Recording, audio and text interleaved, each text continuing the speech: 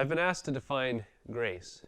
Now, I'll predicate that and say I've been asked to define God's grace towards men, because there's many ways you can define grace.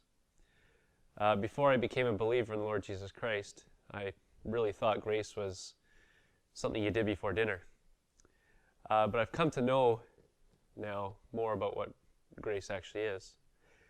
Grace, I've heard, been defined as follows: God's riches at Christ's expense.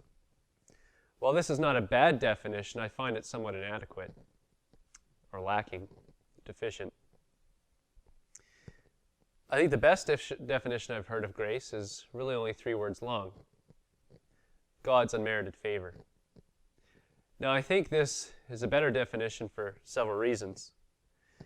Because not only does it take into account the lavishness of the gift given, that is God's favor, which is infinite, it also takes into the account the unworthiness of the recipients.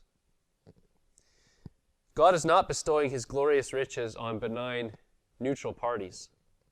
He is lavishing the expense of his riches on those who not only intrinsically had no right on this in a neutral sense, but instead on those who deserve the opposite. Those who are at enmity with him.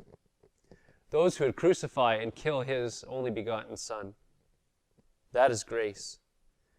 God's unmerited favor on those who sought his ill.